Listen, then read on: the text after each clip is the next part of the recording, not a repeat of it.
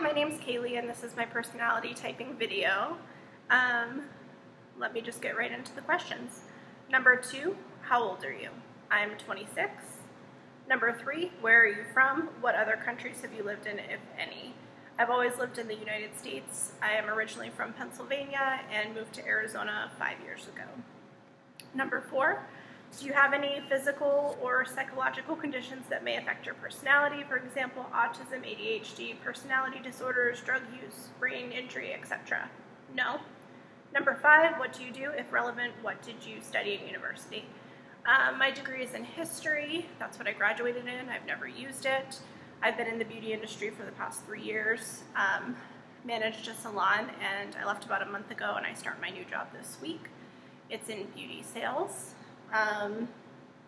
Number 6, do you tend to feel like the protagonist of your own story or part of the cast of characters? In other words, do you feel more aware of and involved with your own feelings and thoughts about the world, and how do you feel about it? Or are you more aware of the world itself and your place in relation to others? I would say I spend a lot more time focusing on my own feelings and my own place in the world. I mean, I'm in touch with people around me and my surroundings, but I would say I'm more of the protagonist, for sure. Number 7, talk about the relationship you have between energy and activity. When do you feel like you have the most or least energy? Most energy, I would say, probably early when I first get up, like the first hour after I get up, but it is pretty consistent throughout the day. How much control do you have over your energy levels? How do you feel, and what do you usually do beforehand when you know you'll have something to do that takes a lot of energy? I don't really have an issue with my energy levels, except when it's getting really close to needing to go to bed and I get pretty tired. If I have something that requires a lot of energy, I just try to, have time to myself prior to that to recharge and make sure that I'm ready for it. Number 8, how long does it usually take you to realize you're not happy in a certain situation, job, relationship, etc.? When do you tell others? How likely are you to change your mind after making a big decision? I was recently in a job situation that I was unhappy for about 1.5 years, and I kind of rationalized to myself that it would get better. This is my cat, sorry. I rationalized to myself that it would get better and always tried to find good things about it and focus on what I was doing and work through the problems. It took me a really, really long time to make the decision to finally leave, probably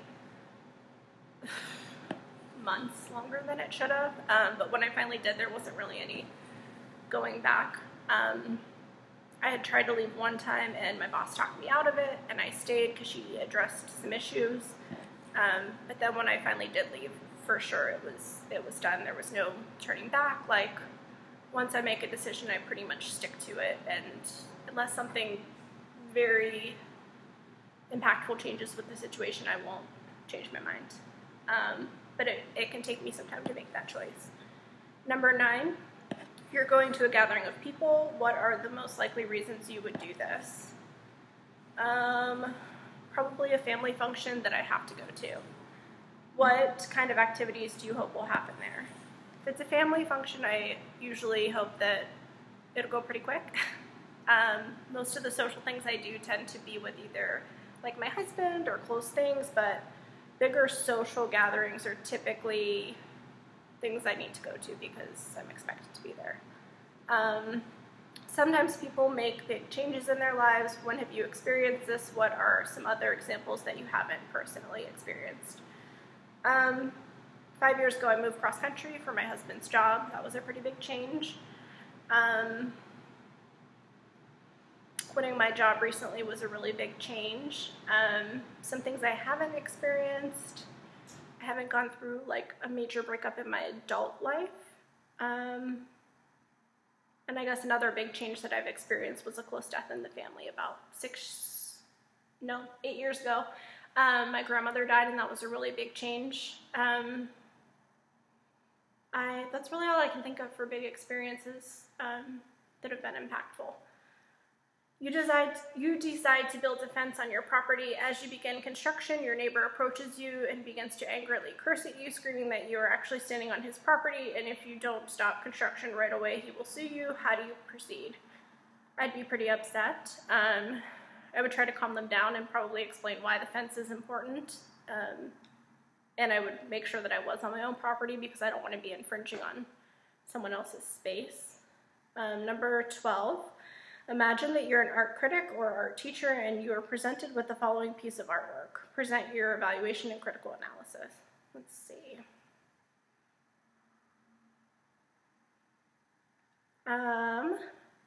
My first reaction is that I don't really like it. I think it's kind of sad. The colors are a little bit dull and not, I don't know, it just doesn't make me feel very happy. I would probably say that it was a good use of motion, and I would ask the student, you know, why does the woman seem afraid? But really, I don't really have a whole lot to say about this particular art piece other than I do not like it. Number 13, if you're upset about something, would you prefer your friends to offer you sympathy and emotional support or practical advice and solutions? Practical advice and solutions. 14, imagine that you can create your ideal workplace, say with about 20 employees. How are tasks divided and assigned? How detailed are the job descriptions? Is there a hierarchy? If so, how does it work? I would have it so that if there's multiple departments, there's a department head and then somebody overseeing the entire business as a whole. And each person would be provided with a job description, but if they felt like there was a better way to do things, they could come to me or come to their supervisor and discuss it. I don't think that I would go into a super detailed job description. You know, there would be set expectations if things needed to be done, but how they wanted to go about that, as long as it was getting done properly, that's up to them. 15, in most situations, how sure are you of what you want and what you would like? Do you usually think about it in advance or know when you see it? Some examples: choosing a job or relationship, buying an expensive piece of equipment, choosing a major in college. My college major, I didn't really think of in advance. I just knew when I started taking classes that that was what I wanted to do. And then I realized later it wasn't a great choice, but I was too far along to really change it. A job, the last one I fell into, the one I'm about to start, I fell into. So no, it didn't really have a lot of advanced planning. Sometimes when I'm in a job and I want to advance, there will be a lot of planning, but I usually don't know that I want it until I'm there. 16, do you ever feel like people are trying to put you in a role that doesn't fit? How does this make you feel? How do you respond? Yes, kind of in multiple parts of my life. In my job, I feel like one of the reasons I was unhappy is I was micromanaged, but there was not a real reason for that, and it just drove me crazy and made me not really want to do it anymore. I feel like sometimes my family pushes me into a role that isn't what I want.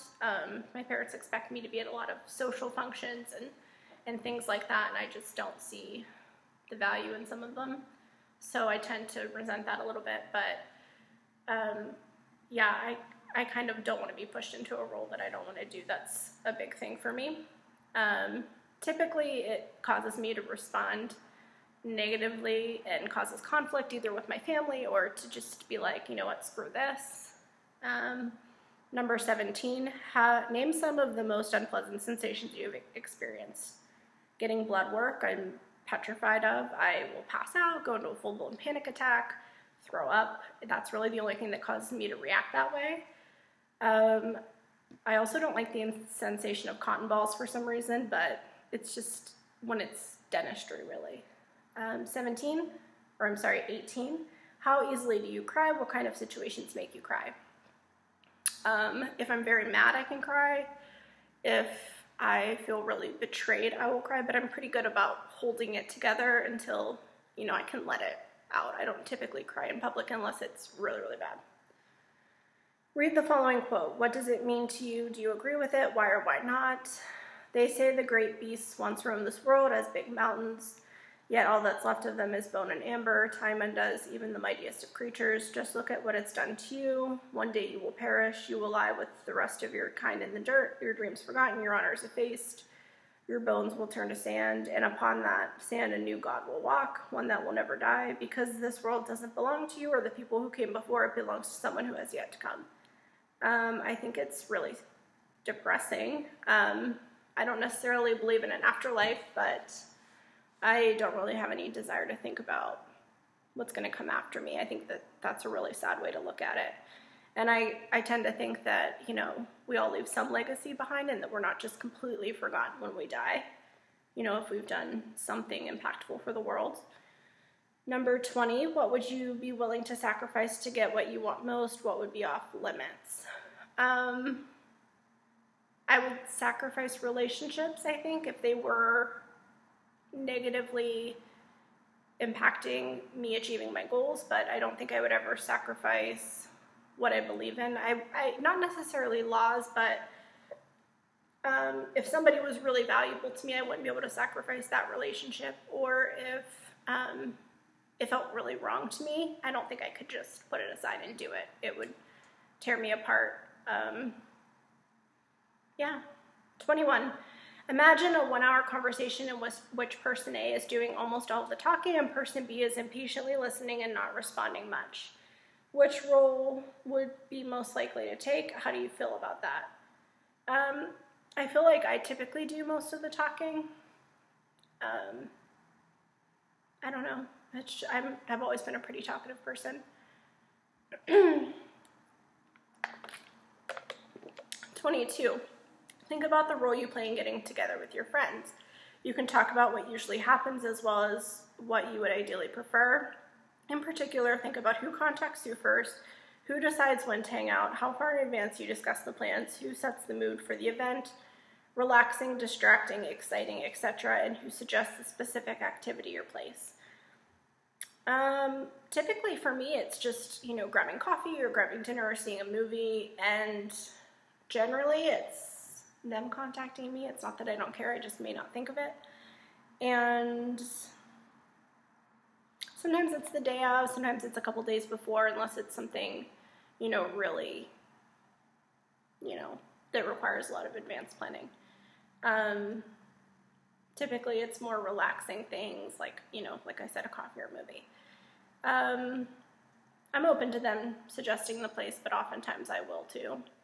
Number 23, you are eating dinner with a marine biologist. You have been talking for some time and feel like you have a good rapport with this person, that they are quite intelligent and interesting. During the conversation, he says to you, you know, to date we have explored less than 5% of the ocean. There is so much to discover. The public is fascinated with space exploration, but I think we need to invest in ocean exploration as well. What would you respond to him? I agree. I think the oceans are part of the planet we live on, so it is important to explore them. I've always agreed with that. Number 24, you are a teacher. Occasionally students approach you and ask you to extend the deadline of a science project you've assigned. Some students will use personal reasons. My dad is sick, I'm struggling to understand the subject, and I have a lot of anxiety right now. Others will use logical reasons. The experiment I'm performing requires 2.5 weeks for the mold to grow, and if I end it prematurely, I won't be presenting the most complete data. Which approach is more likely to convince you more often? It's really hard to say. If I feel like the personal reason is justifiable, like, I would probably extend the deadline. If it's something like, you know, the time that I've given them is unreasonable, of course I would, you know, let them have an extension, but it would really depend. If somebody is just saying that they're having a lot of anxiety, I don't know that I would necessarily extend the time. I might try to talk to them about it, but it just depends on if it's something justifiable that, you know, I think is a good excuse. Number 25, what are some things, people, or ideas you see a lot of potential in? Why? I see a lot of potential in, sorry, this isn't something I've given much thought to be honest.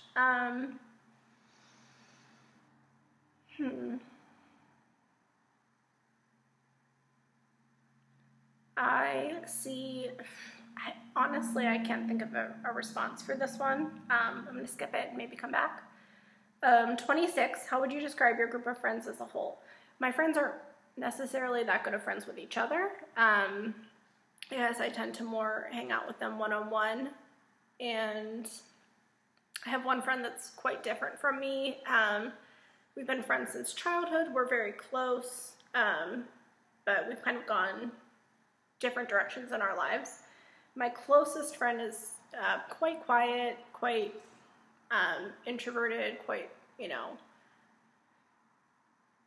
I wouldn't say withdrawn, but she's not super social. But she and I have a really good relationship as far as confiding things in each other and talking through problems and things like that. My friend group is pretty small, though. I don't really have a lot of people that I maintain close relationships with. I would say I have a lot of acquaintances, but not a lot of people that I would consider my friends. Number 27, what is something that you used to be blind to that you came to understand? Probably a couple things. One would be that people tend to make the decision that is best for them, even if they believe that it's wrong, or they believe that there's something better. If it's what's best for them, they'll rationalize it, and a lot of times not really care about how it affects other people. Another thing that I've realized that I used to be blind to is that the people in my life that I thought were really, really good and really supportive and really moral people maybe necessarily aren't. And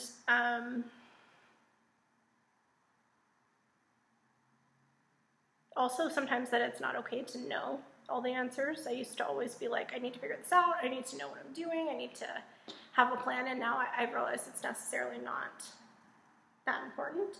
28, in evaluating your work, what kind of feedback means the most to you? Sincere feedback, like I want somebody to tell me things that are actually going to make it improve. I don't want a canned answer of, just something that they're saying that's generic. I want to genuinely know what I can do better.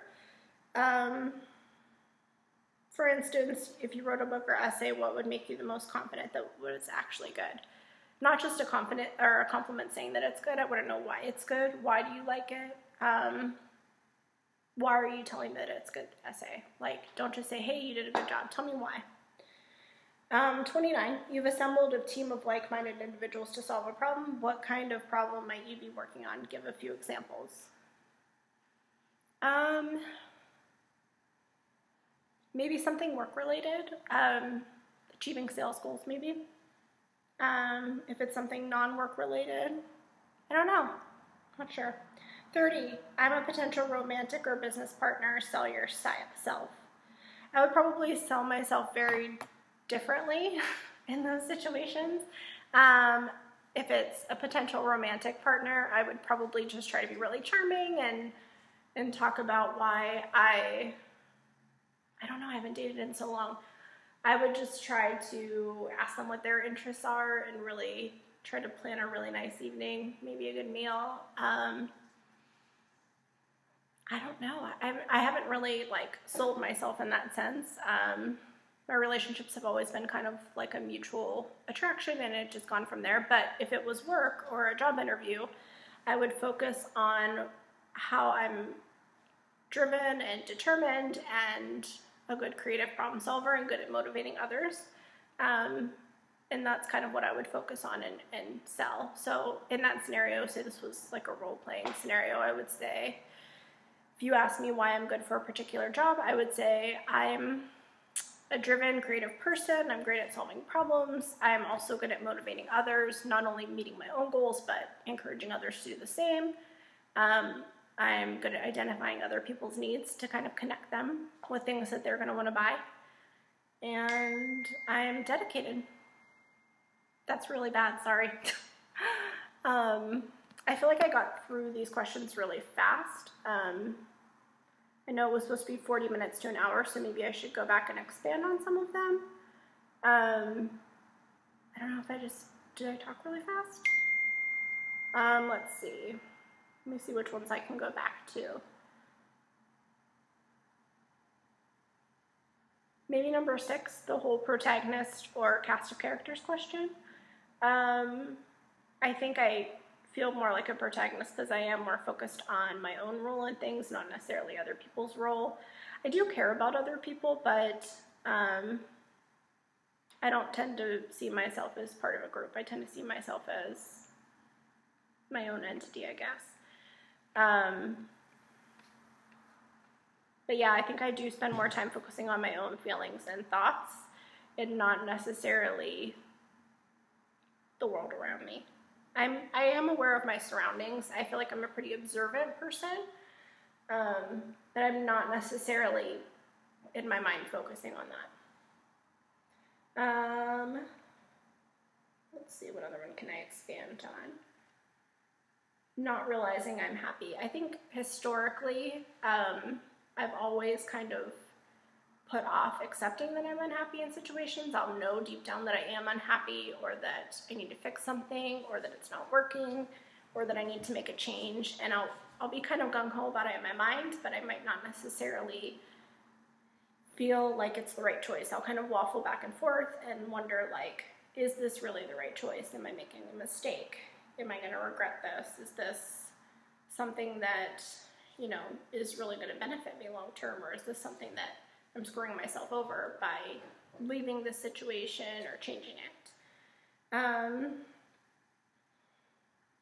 I typically do tell others pretty quickly, like people that I'm close to. I won't tell everybody, obviously, but I feel like I'll confide in one or two people, either like my mom or my husband or a close friend, but maybe not necessarily tell everybody. And after I have made the decision, it is pretty definite. I might second guess it a little bit, but deep down I'll know that, yeah, I did the right thing for myself, and that I'm going to be, you know, doing something better. I'm going to be happier, and I'm doing something that is a better fit for me.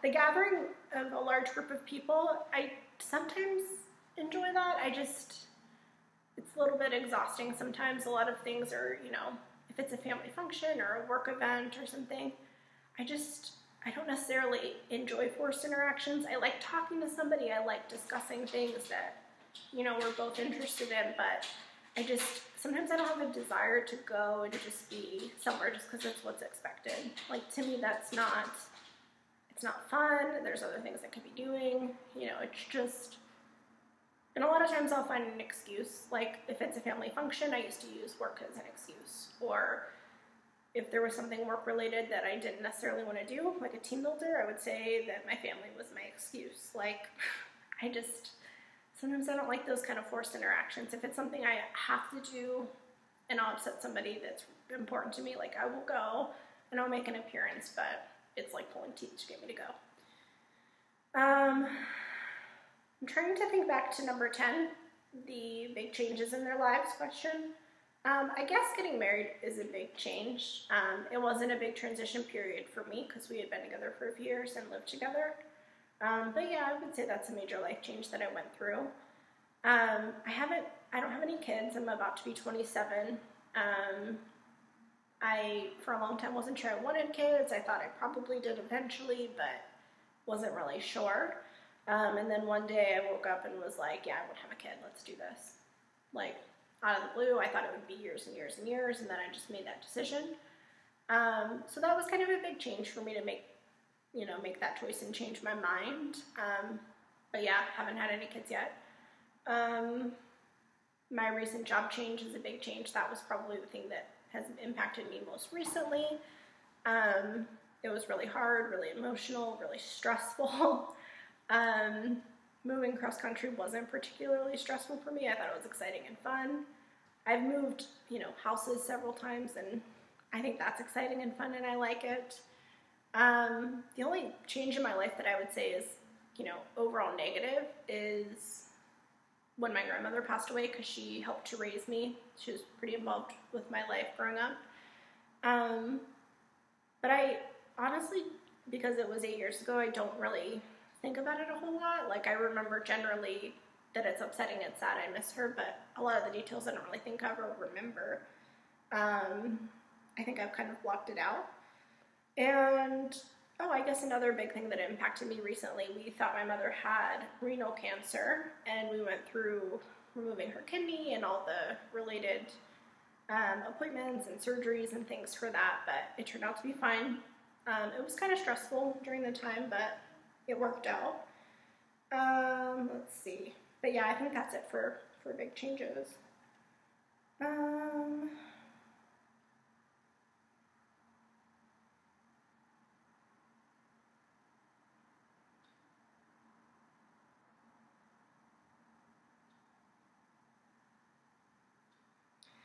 Number 13 kind of stands out to me about, wanting sympathy and support or advice. I feel kind of uncomfortable when people, fawn over me with emotional sympathy. Like, I tend not to tell people things that are upsetting me if I think that's what they're going to do, because it just makes me feel really uncomfortable and kind of like pathetic almost. Like, I don't want people to pity me or, try to give me a hug and tell me that it's going to be okay. Like, that's not helping anything.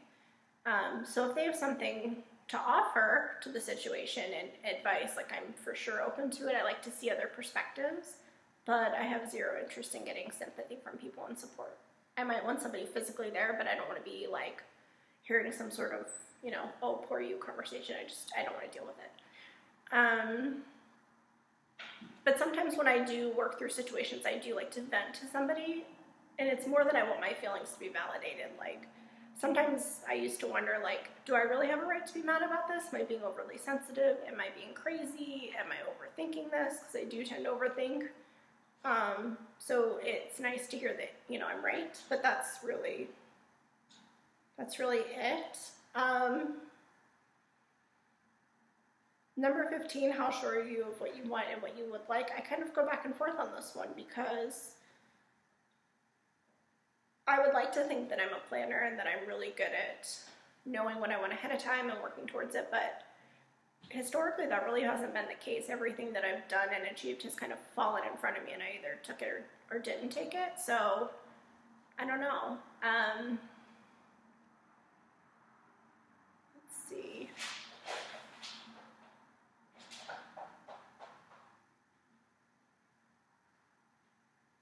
Number 20, what would you be willing to sacrifice to get what you most want? What would be off limits?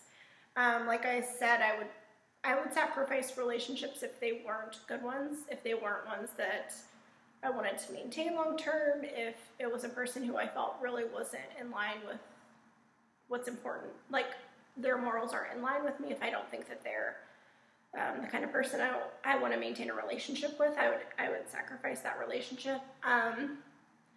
I tend to not want to sacrifice my own discomfort, like my own comfort. When I quit my job, one of the reasons why I didn't want to quit was losing that money and like creature comforts. I just was like, well, I'll work it out, but that was really hard for me to say, like, I'm not going to have that expendable income to do X, Y, Z, in that month period.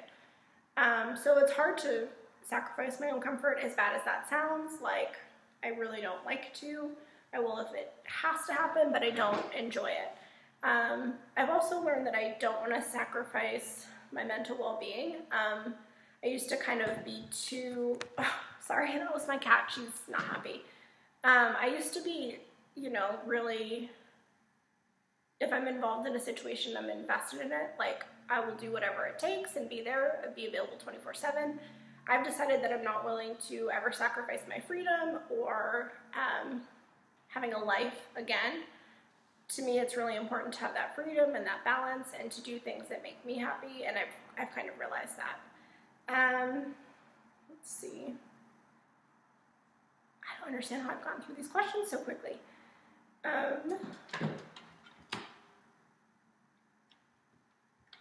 Yeah, I don't think I have anything that I would really expand on. Let me try to go back to 25 really quick about things that I see potential in. I see a lot of potential in some of the people around me. My younger brother, for example, I think that he has a lot of potential that he's wasting just because he's in a comfortable situation. I feel like he is stuck in a rut and afraid to leave because he doesn't want to deal with change. Like, he thinks it's a good place for him to be in his job, but I feel like he's wasting his potential. I think that there's also a lot of potential. I see a lot of potential in change, in kind of change in working towards giving people human rights. Politically, I'm kind of liberal, and I get excited to see that the world is changing, and it's going to become a better place for people that maybe were discriminated against or didn't have rights that everybody else did. So I see a lot of potential in change. I see a lot of potential in, in basically just making sure that everybody has that freedom and that opportunity. To me, that's something that is important. Let's see. But yeah, I don't really have anything else to go back to. Since I'm only about 30 minutes in, I should mention I've been studying personality theory, MBTI, on and off for about 5 years, and I've never been able to settle on a type for myself. I originally started reading about it, and I'm like, yeah, I'm an ESTP, but I was like, no, I'm too organized for that. I'm not really that go with the flow. I'm pretty particular about things. And then I settled into thinking maybe I'm ESTJ, ENTJ, that kind of thing, but have a lot of family members around me that use introverted sensing, and they talk about how they can recall these past memories, and they have this great detail and this great, like, they can feel it or taste it or, you know, feel exactly how they felt when it happened, and I just can't, like, I can't do it, you know. I might remember kind of how I felt about it or random things here and there, but I just don't have that kind of ability to recall memories so specifically or so detailed. And I don't really necessarily notice details in general. I mean, I could go somewhere every day and you could ask me what color the walls are and I wouldn't necessarily know because I just don't notice it.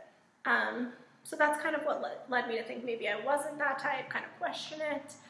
I'm pretty aware of what's around me. I'm pretty good at noticing, like, things in my environment. If I'm driving and there's a police officer, I'm the first person to spot it. If there's something nice that I want, I'm the first thing to spot it. Like, things in my environment I will notice, but I don't have that memory recall, so it's hard to say. And I don't feel like I'm quite as rigid as some of the, like, ISTJs in my life. They're quite, like, my husband's, I'm pretty sure, is an ISTJ, my mother's an ISTJ. They're very rigid, they're very, very organized, and I'm an organized person, especially in the workplace. I'm pretty driven, but I'm one of those people that'll be like, yes, I'm gonna get on a cleaning schedule, I'm gonna organize this, this, and this, this, and this, and I'll really stick to it for weeks or even a month. Like, I might really, you know, keep everything perfect and pristine, and then it'll be back to shit in a month because I can't keep up with it, or, you know, I get lazy or bored with it and I'm like, whatever, it's not important anymore. So the sensors in my life really aren't like that. Like, they're very routine, and when I try to stick to those kind of routines, it's kind of a challenge for me. I can force myself to do it if I have to, but it's really not, like, natural. So other than that, I thought I was maybe an ENFJ for a while. Because when I was managing people, I felt like the mom of the group, but it didn't necessarily feel very natural. Like, I could do it, and I could take care of everybody and take care of everything, you know, that needed to be done, but it was extremely draining. And my boss and the people around me thought I was great in management and great at leading people and motivating them, but I found it incredibly draining, incredibly exhausting, and while I could do it, I just felt like I wasn't me that whole time. Like, I felt depressed and tired. I was sleeping anytime I wasn't at work. Like, I had no energy for anything else in my life. Just really emotional and really self-conscious of everything I would do. Really, like, it turned me into a completely different person when I was in that role that I didn't think fit. I was always paranoid and self-conscious and tired and exhausted and depressed, and I felt like everybody else was my problem, and I felt like I was neglecting myself and what I wanted for myself. And finally, when I personally felt victimized and screwed over, I was like, this is enough, I'm done, this is done. So that's what maybe led me to down my type. Sorry, I'm tickling my throat. So now I'm, researching and I'm trying to go into it with an open mind, and yeah, I'm just curious what you guys think. So thank you for doing this.